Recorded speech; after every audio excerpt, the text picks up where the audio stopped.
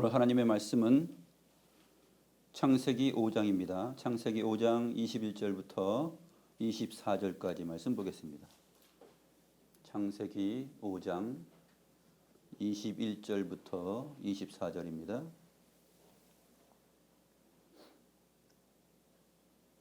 제가 하나님의 말씀을 받들어 있습니다. 에녹은 65세에 무두셀라를 낳았고 무두셀라를 낳은 후 300년을 하나님과 동행하며 자녀들을 낳았으며 그는 365세를 살았더라. 에녹이 하나님과 동행하더니 하나님이 그를 데려가심으로 세상에 있지 아니하였더라. 오늘 본문을 보면은 건강하여도 100세, 120세를 살기 힘든 이 시대에 깜짝 놀랄 만한 내용이 펼쳐지고 있음을 우리가 알게 됩니다. 에녹이 등장하기 전의 사람들과 또 에녹 이후에 에녹이 나온 무두셀라를 보게 되면은 굉장한 삶을 삽니다. 무두셀라가 몇 년 살죠? 969세까지 삽니다. 이거는 오늘날 과학적으로 어떻게 증명을 해야 될까요? 너무나 놀라운 일이죠. 그런데 이 연수를 보게 되면은 이 에녹이 65세에 무두셀라를 낳았습니다. 65세에 자식을 낳는 것도 역시 오늘날로 생각하면은 도무지 이해할 수 없는 기적에 가까운 일입니다. 그 다음에 또 놀랄 만한 일이 있죠. 무두셀라를 낳은 후 300년을 하나님과 동행하며 자녀들을 낳았다. 65세 이후에도 300년을 하나님과 함께 동행하면서 살면서 자식들을 낳았어요.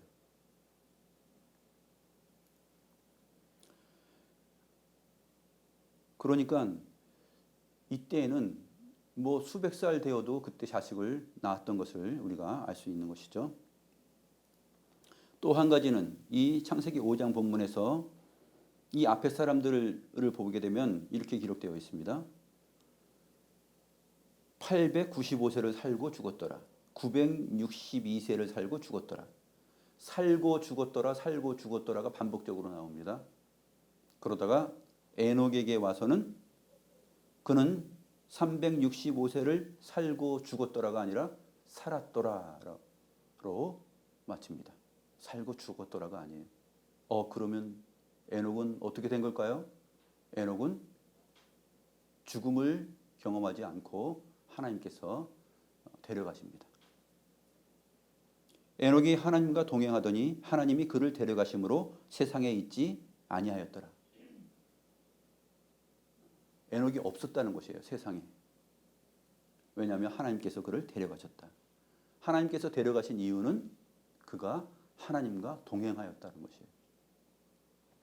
하나님과 동행하였다라는 말은 하나님과 함께 걸어갔다는 얘기예요. 하나님과 함께 걸어갔다. 하나님과 함께 걸어간다라는 것이 무슨 뜻일까요? 우리가 어떤 사람, 누군가와 함께 길을 걸어간다고 생각해 보세요. 누군가와 함께 길을 걸어가는 것은 사실 굉장한 일입니다. 그리고 기적에 가까운 일이고 길을 걸어가고 동행하는 것 자체가 정말로 놀라운 일이죠. 학교에 이제 공부하러 갈 때 학생들이 많이 교문 앞으로 걸어갑니다. 거기에 나도 있죠. 우리 이든이든 이제 걸어갑니다. 그러나 걸어갈 때 여기서 말하는 걸어갔다, 동행하였다 라는 말은 그냥 그렇게 걸어가고 한 목적으로 걸어간 것이 아니에요. 그러니까 우리가 학교 갈 때 다른 사람들하고 나하고 똑같은 목적으로 가요? 아니죠. 머릿속에 나의 인생 전체에 걸려있는 나의 생각이 있어요. 그래서 교문 앞에 수많은 사람들이 나와 함께 지금 길을 걸어가고 있지만 사실상 그 함께 걸어가고 동행하는 것 있는 것 자체가 그것이 동행은 아니에요. 여기서 에녹이 하나님과 함께 300년을 동행하였다라는 그 말은 히브리서 11장에 나오는 대로 하나님을 기쁘시게 하였다라는 뜻이에요. 하나님을 기쁘시게 하였다. 우리 주변에 나와 함께 지금 걷고 있는 사람, 인생의 동반자, 그 대상들이 동행한다라는 그 의미를 가질 때는 서로가 서로에게 기쁨이 되는 것입니다. 또 서로가 서로에게 그 슬픔의 내용에 함께 동참할 수 있는 것이죠. 에녹은 그렇게 살았던 것이에요. 하나님께서 기뻐하시는 것이 무엇인지 알고 살았던 것이죠. 또 하나님께서 슬퍼하시고 좋아하지 않는 것이 무엇인지도 알고 살았습니다. 제가 제 아내와 함께 지금 30년에 가까운 동행을 하고 있지만 온전히 아내의 슬픔에 온전하게 나의 슬픔으로 여기거나 기뻐할 때 나의 기쁨으로 여기거나 하는 것은 있을 수는 있지만 온전하다고는 말하기가 힘들어요. 동행이라는 것은 그런 것입니다.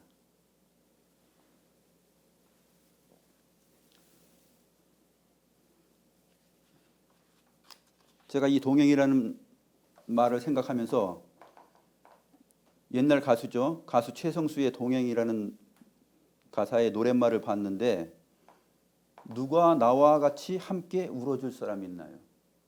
누가 나와 같이 함께 따뜻한 동행이 될까? 그러니까 나와 함께 따뜻한 동행이 된다라는 것은 나와 함께 울어주고 나와 함께 웃어주는 것이에요. 그런 사람이 될 수 있나요? 또 그런 사람이 나에게 있나요? 사랑하고 싶어요? 빈 가슴 채울 때까지. 사랑하고 싶어요? 사랑 있는 날까지. 사랑은 항상 있습니다. 믿음, 소망, 사랑 중에 그 중에 제일은 사랑이고 여기서 사랑 있는 날까지 사랑한다는 그러는데 사랑은 항상 있죠. 어쩌면 이 가사를 작사한 사람이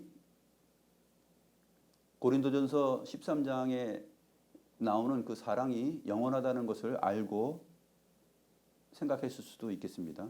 아무튼 약간은 하나님과 우리와의 관계 속에서 하나님과 동행하는 그러한 것은 아닐지라도 성경이 말하는 내용도 마찬가지예요. 하나님은 질투하는 하나님이라고 그랬죠. 하나님은 질투하십니다. 누군가보다 나를 더 사랑하고 무엇보다도 하나님보다도 무엇을 더 사랑하거나 그럴 때 하나님께서는 질투하십니다.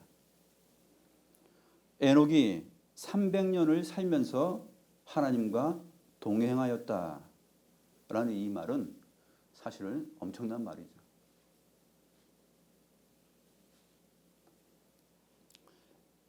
아모스 3장 3절에 이런 말씀이 있습니다.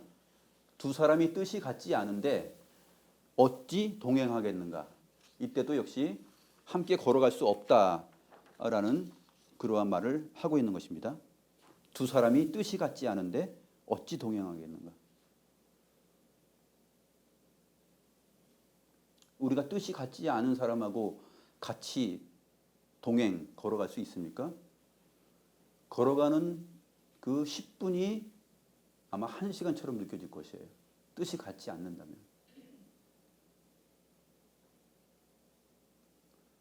많이 힘듭니다. 그래서 서로 함께 걸어간다라는 것은 그것이 바로 인생인데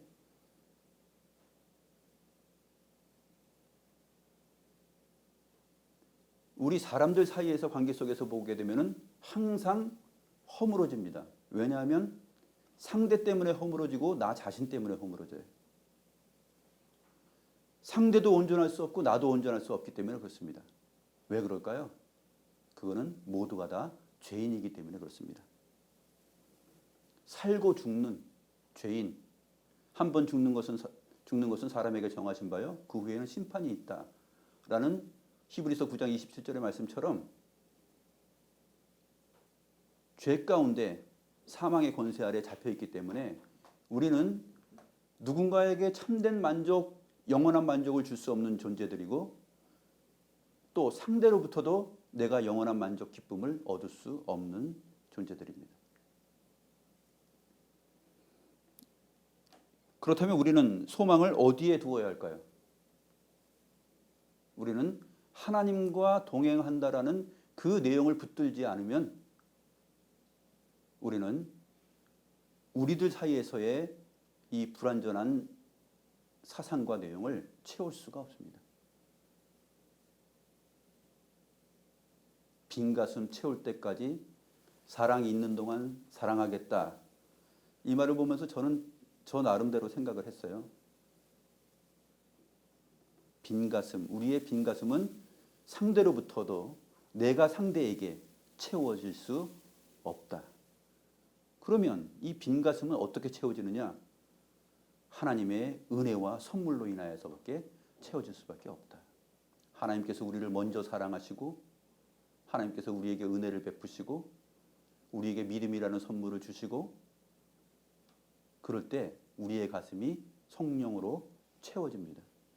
성령으로 채워진 우리의 마음이 이제는 사랑할 수 있어요. 사랑 있는 데까지 사랑할 수 있어요라는 답으로 나아가게 됩니다. 에녹은 살고 죽었더라 똑같이 반복되는 이 5장의 내용 가운데서 죽었더라가 없이 살았더라 라는 말을 하나님께서 놓고 역사적으로 이것은 팩트입니다. 정말로 죽음을 경험하지 않고 하나님께서 에녹을 데려가신 일이에요. 그것은 에녹 스스로의 경건과 능력으로 된 것이 아니라 하나님께서 그를 그리스도 안에서 사랑하셨기 때문에 그렇습니다. 히브리서 11장이 바로 그것을 증거하고 있어요. 믿음은 바라는 것들의 실상이요 보이지 않는 것들의 증거다 라는 말로 시작되는 히브리서 11장의 그 내용에 나오는 아벨서부터 나오는 이 믿음의 사람들의 모든 삶이 보게 되면은 바로 믿음을 부여하여 주신 그 하나님의 은혜로 인하여서 그러한 삶을 살 수 있었다 하는 것으로 맞춰지게 됩니다.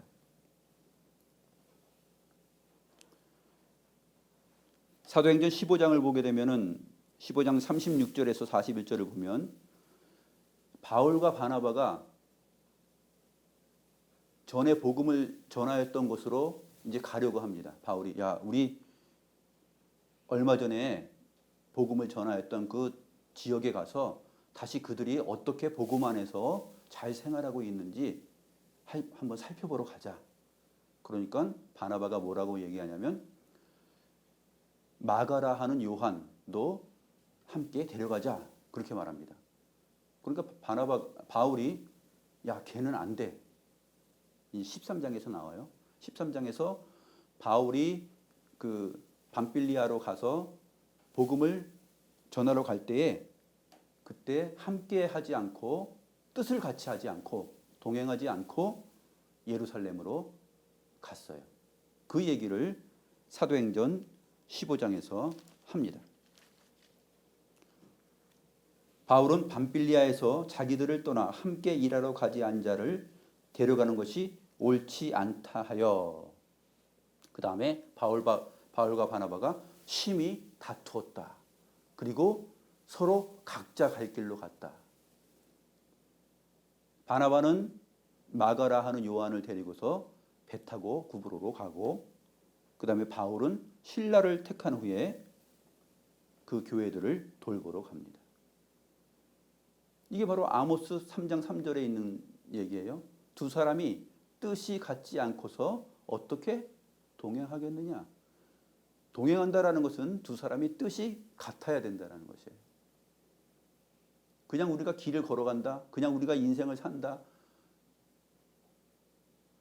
그것 가지고 동행이라는 말을 엄밀하게 할 수 없는 것입니다. 특별히 하나님과 동행하였다라는 이 말은 더더군다나 할 수 없는 것이죠. 우리가 하나님과 동행한다. 하나님을 기쁘시게 하지 않고서는 하나님과 동행하는 것이 아니다라고 히브리서 11장 5절 6절이 말을 합니다. 히브리서 11장 5절 6절을 보면 믿음으로 에녹은 죽음을 보지 않고 옮겨졌으니 하나님이 그를 옮기심으로 다시 보이지 아니하였느니라. 그는 옮겨지기 전에 하나님을 기쁘시게 하는 자라 하는 증거를 받았느니라. 믿음이 없이는 하나님을 기쁘시게 하지 못하나니 하나님께 나아가는 자는 반드시 그가 계신 것과 또한 그가 자기를 찾는 자들에게 상 주시는 이심을 믿어야 할지니라. 히브리서 11장 5절 6절은 하나님을 기쁘시게 하다라는 이 단어가, 이 문장이 두 번 나와요. 에녹이 하나님을 기쁘시게 하는 자였다라고 표현하고 있고, 또 누구든지 믿음이 없으면 하나님을 기쁘시게 할 수 없다. 그것이 동행입니다.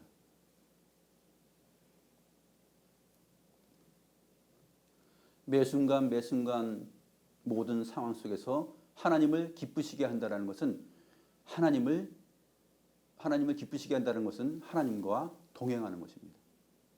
만약 우리가 하나님을 기쁘시게 하지 않는 어떤 내용을 선택한다라면 그것은 하나님과 동행하지 않는 것입니다. 에녹이 300년 동안 하나님과 동행하였다. 이 말은 놀라운 내용입니다. 사실은 에녹만 하나님과 동행하였다라고 하지 않고 창세기 6장 9절에서 보게 되면은 노아도 하나님과 동행하였다라는 말로 표현을 합니다. 노아 역시도 하나님과 동행하였습니다. 그러나 노아는 죽음을 경험하죠. 그래서 이 문제는, 죽음의 문제는 사실 또 한 가지의 주제로 설교를 길게 해야 되는 상황입니다. 오늘은 이 죽음의 문제에 대해서는, 또 생명, 삶이라는 문제에 대해서는 깊게 다루지 않겠습니다.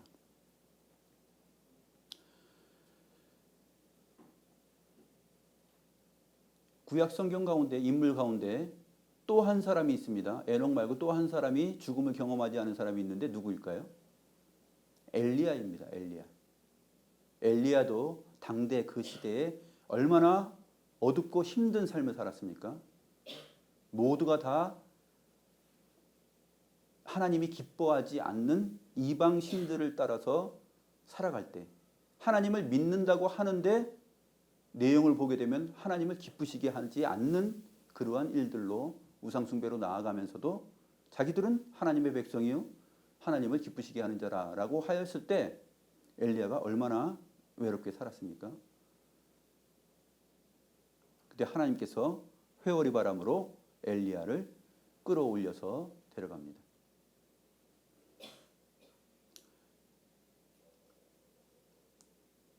어쨌든 에녹이 맞이한 이 놀라운 사실이 그냥 넘어가지 않을 수 없기 때문에 성경 전체를 보게 되면 사람이 죽음을 경험한 사람들도 있어요.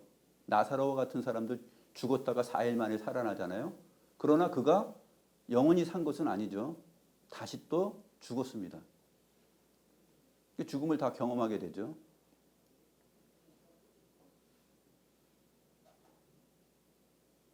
또 엘리야 시대의 사르밧 과부의 아들도 역시 죽었다가 살아났지만 다시 죽습니다.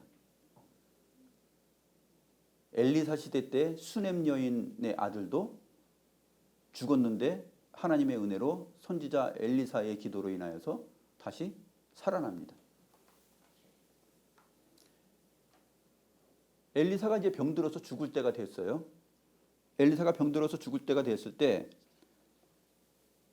그때 엘리사 자신도 많은 사람들을 생명을 알게 하고 또 살 수 있게 하는 그러한 기적들을 많이 베풀지만 엘리사 자신도 죽습니다. 죽어서 자기 무덤 속에 묻혀 있었죠. 그때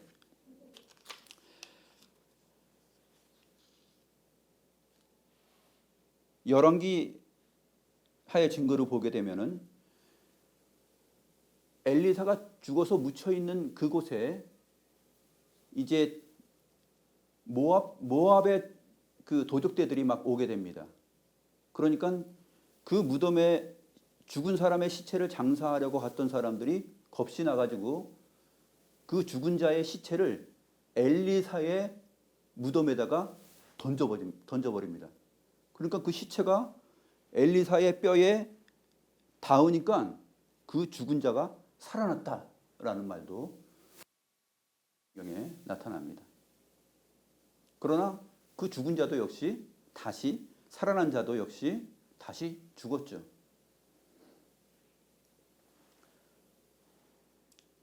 예수님께서 십자가에서 죽으셨을 때 무덤 속에서 자는 자들이 많은 성도들이 일어났다, 부활했다라는 말도 기록하고 있습니다. 그 사람들이 자기네들이 어떻게 살다가 어떻게 부활했는지 그 증명을 살아있는 동안 잠시 동안 하였습니다. 그러고 나서 다시 또 죽었습니다. 사실 이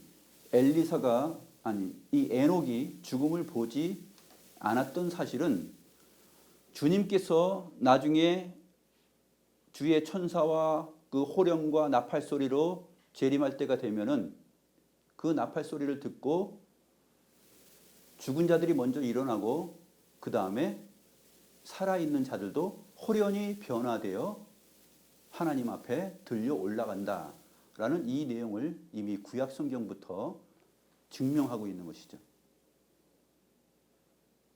우리 하나님은 죽은 자의 하나님뿐만 아니라 살아있는 자들의 하나님이요.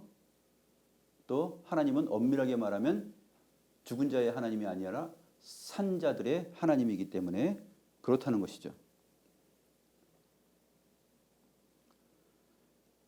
하나님과 동행하고 또 하나님께서 기뻐하시는 일을 하고 하나님으로부터 너는 참 나를 기쁘게 하는 자로다라는 그 증거를 얻었다면 그 사람은 우리 주님께서 재림하실 때 그때 살아있다면 호련히 변화되어 하늘로 올라가 주를 영접하게 될 것입니다. 에녹처럼 엘리야처럼 그렇게 들려 올라갈 것입니다.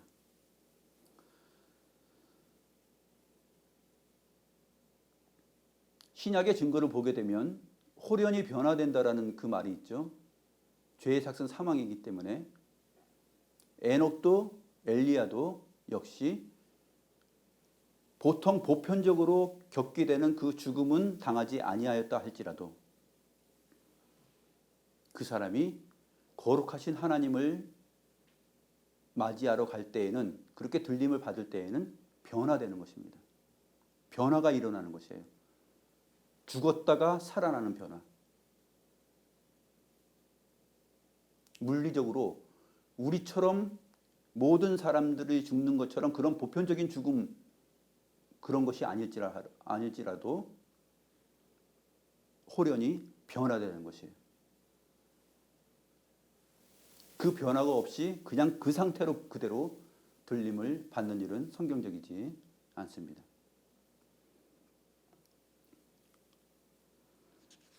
그래서 고린도전서 15장에서 우리가 호련히 변화될 것이다 라는 그 말을 하고 있는 것입니다. 여러분들 우리들 가운데 만약에 주님 재림하실 때까지 살아서 믿음을 지키면서 하나님을 기쁘시게 하는 자라는 증거를 받는 사람들이 있다면 그 사람은 호련히 변화되어서 에녹처럼 엘리야처럼 공중에서 주를 맞이하는 사람들이 될 것입니다.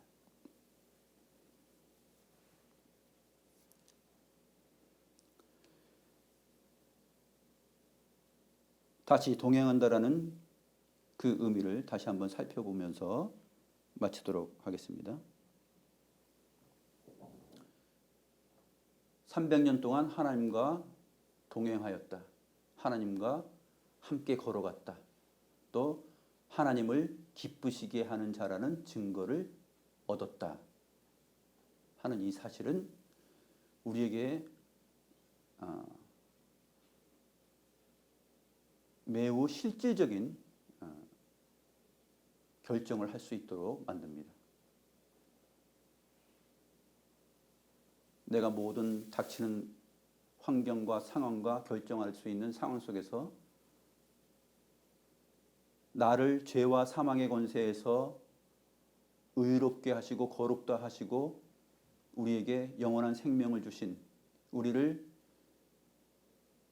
하나님 자신이 죽기까지 하시면서 우리를 사랑하셨다는 그 사실 앞에서 우리가 하나님을 부인할 수 있겠습니까? 하나님을 부인할 수 없는 것이죠.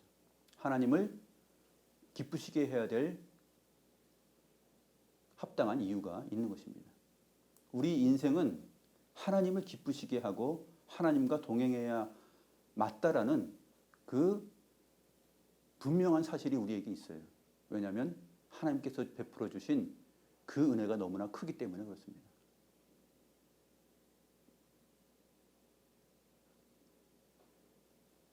내 친한 친구의 마음을 사는 것이 더 좋겠습니까? 하나님의 마음을 사고 하나님을 기쁘시게 하는 것이 좋겠습니까? 내 남편, 내 아내의 마음을 사는 것이 더 중요합니까? 하나님을 기쁘시게 하는 것이 더 중요합니까? 내 자식, 내 부모를 선택하는 일이 더 중요합니까? 하나님을 기쁘시게 하는 것이 더 중요합니까? 믿음이 없이는 하나님을 기쁘시게 할 수 없다. 즉 하나님과 함께 동행하지 않는다면 하나님을 기쁘시게 할 수 없다. 우리는 하나님을 믿는다는 이 신앙생활이라는 것을 굉장히 소중하고 깊이 있게 이해하고 알아야 되는 것이에요. 하나님은 사랑이 크시니까 하나님은 뭐든지 다 용납하신다. 물론 그렇습니다. 그리스도 안에서 택하셨다라는 그 한 번 택하신 그 택하심이 우리의 인생의 판단과 변화에 영향을 미치지 않습니다. 우리가 판단하는 대로, 우리가 결정하는 대로 하나님이 이랬다 저랬다 영향을 받아서 그렇게 변하지 않는다는 말입니다. 그렇게 크신 하나님이신 것은 분명하죠. 그러나 그 하나님이 질투하십니다. 하나님이 질투하셔요.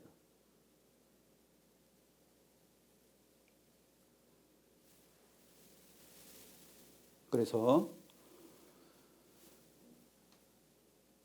하나님과 동행한다라는 것은 주일 예배하는 것뿐만 아니라 매 순간 나의 삶 속에서 모든 주어지는 상황 속에서 내가 하나님을 어떻게 기쁘시게 하는 자로서 살아갈 것인가 하는 그 문제를 항상 우리에게 던져주고 있는 것이에요. 항상 던져줍니다. 그런데 우리는 그 생각들을 순간순간 너무나 많이 놓치고 살아가죠.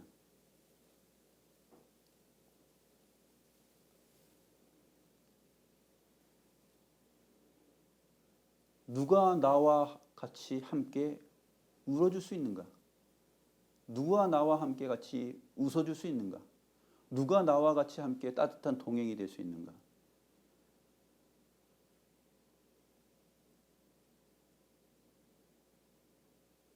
그것은 하나님께서 근심할 때 나도 근심하고 하나님께서 기뻐할 때 나도 기뻐하고 하나님께서 안 된다고 하시는 일이라면 나도 역시 안 되는 것이고 하나님께서 하라 그러면 나도 역시 해야 되는 것입니다. 이게 하나님과 동행하는 것이고 하나님과 함께 걸어가는 거예요.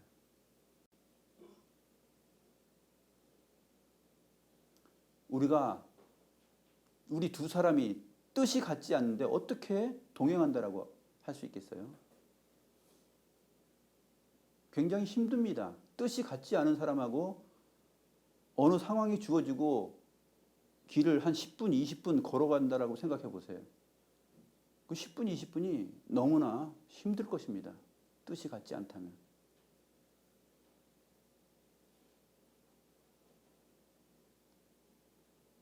말할 것도 없어요. 무슨 말을 해야 돼요? 걸어가는 동안. 걸어가는 동안 거의 대화가 없을걸요. 그러나 혹시 감정을 숨기고 대화를 한다라면은 겉도는 얘기들, 그냥 겉도는 얘기들. 함께 슬퍼하고 함께 기뻐하고 정말 동행하는 그런 의미가 아니라 그냥 겉도는 얘기들을 하면서 돌 수는 있겠죠.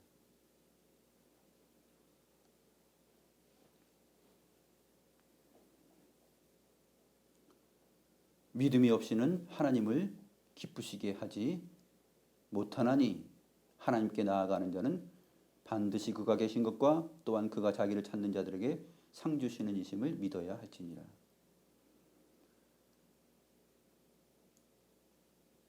우리가 영원하시고 살아계신 하나님과 동행한다라는 것은 하나님이 내 옆에 있다라는 것이 아니라 6절에서 표현하는 것처럼 하나님께 나아가는 자예요. 무슨 일에서든지 하나님, 내가 하나님의 뜻에 맞춰서 나아갑니다 하고 나아가는 거, 걸어가는 거예요. 그럴 때 하나님이 우리와 동행하는 것입니다. 하나님은 전 지구의 전 인류 역사에 있는 모든 사람들과 동행하실 수 있는 영원하시고 거룩하신 하나님이시죠. 그랬을 때 인생들이 어떨 때 하나님과 동행할 수 있냐면 하나님의 뜻을 알아서 그 하나님의 뜻에 맞게끔 나아갈 때 그때 하나님을 기쁘시게 하는 자다라는 증거를 얻는 것입니다. 바라는 것들의 실상이요 보이지 않는 것들의 증거다.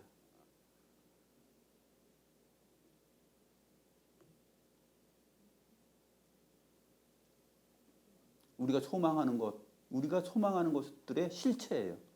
실체. 내가 이 빵을 먹고 싶다 했을 때 실체라는 것이에요. 머릿속에 빵을 그리고 빵을 먹고 싶어하고 빵에 대해서 소망을 가질 때 나의 굶주림과 배고픔을 채워줄 수 있는 그 빵이 바로 실체로 오신 것이죠. 내가 목마를 때 영원한 생수로 주님께서 오신 것입니다. 오늘 우리가 성찬식을 하게 되는데 역시 믿음은 바라는 것들의 실체죠. 우리가 하나님을 바라고 하나님을 향하여서 나아갈 때 하나님의 뜻을 생각하면서 나아갈 때 그때 하나님께서 우리와 동행하시는 실체가 되십니다. 믿음은 그런 것입니다. 이렇지 않고서 나는 믿어. 나도 하나님 믿는다니까 이렇게 말하는 것은 많이 부족한 것이에요. 많이 부족한 것입니다. 전 인생을 통해서 하나님께서 그를 긍휼히 여겨서 구원하실지는 모르지만 그 순간 그러한 대답과 그러한 수준과 그러한 형편에 있을 때는 많이 부족한 것이에요.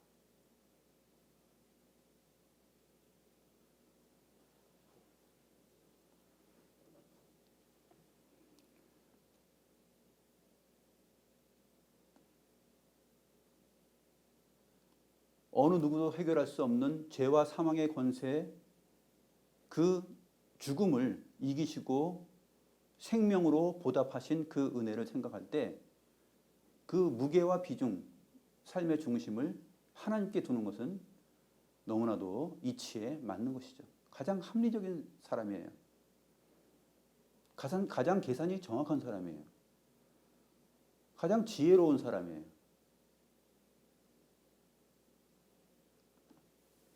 죽을 수밖에 없고 형벌과 심판을 받을 수밖에 없는 우리를 구원하신 그 하나님의 사랑이 얼마나 큰지 안다라면 하나님을 기쁘시게 하는 그 동행의 삶을 살아가야 하는 것이 너무나 당연한 일이죠.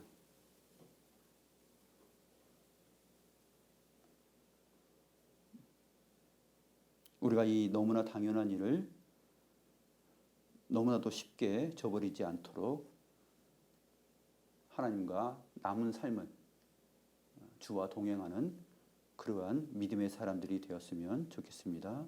기도하겠습니다. 하나님 아버지 감사합니다. 하나님과 동행한다라는 그 삶의 내용이 무엇인지를 알게 하셨사오니 하나님 아버지, 우리가 우리의 삶을 살아갈 때 하나님의 질투를 불러일으키고 하나님의 진노를 일으키지 않게 하시고 우리의 삶이 가장 합리적이고 반듯한 삶이 되게 하시고 우리가 신앙생활을 할 때에 하나님의 은혜와 큰 사랑을 저버리는 반칙을 행하지 않도록 주여 뜻을 같이 하여서 하나님께서 기뻐하시는 삶을 살아가는 그 동행하는 자들이 될 수 있도록 믿음의 사람이 될 수 있도록 도우시옵소서. 주님께 우리 자신을 드렸고 이 내용들을 소망하며 거룩하신 우리 구주 예수 그리스도의 이름으로 기도드리옵나이다. 아멘.